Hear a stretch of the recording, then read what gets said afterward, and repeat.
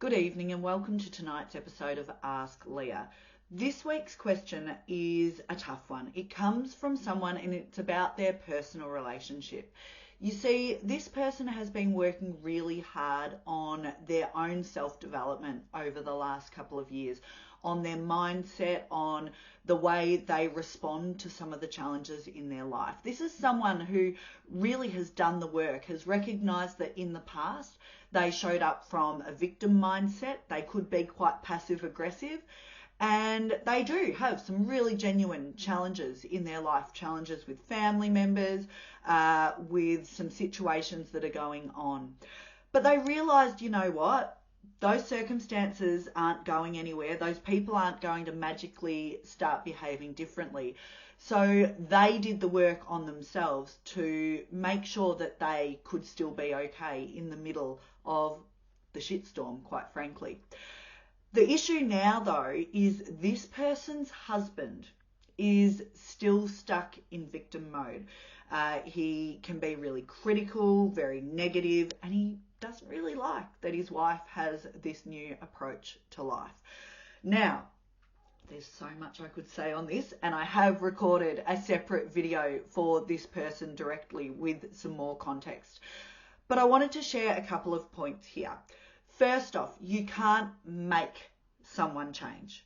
It might really annoy you, but you can't make someone not be a victim anymore. And some people won't like it when you work on yourself and change your mindset, because they're used to you being in it together and, you know, getting bogged down in that pity party together. And the fact that you're not going there with them anymore can be tricky for them to navigate. So just be aware that that's their issue, not yours. You're allowed to change. You're allowed to grow. It doesn't mean it's not really hard, though.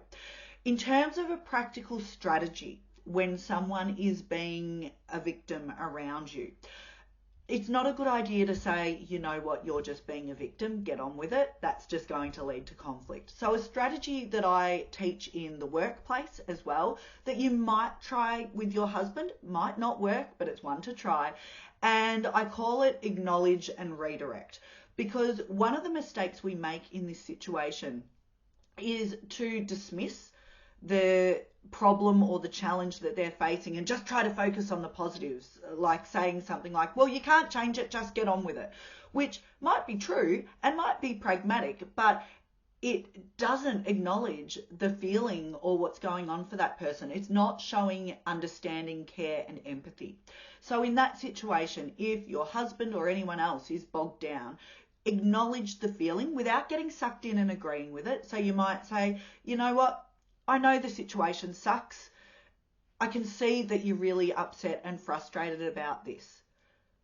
So then, where to from here? So you're acknowledging it and then trying to redirect them. Yep, it sucks.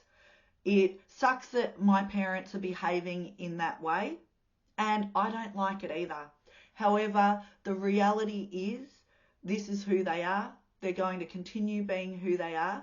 So how can we respond to it differently? Because we want to be okay. So acknowledge his feelings and then try to redirect.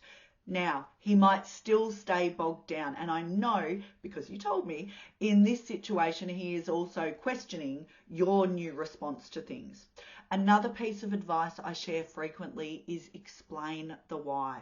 So you're not telling him to change as well, but you're maybe explaining why you've taken this new approach. It might be saying something to him like, you know what, I do know it sucks. And it was having a real impact on me. And you know what? I just got sick of feeling like rubbish because I can't change the situation or circumstance.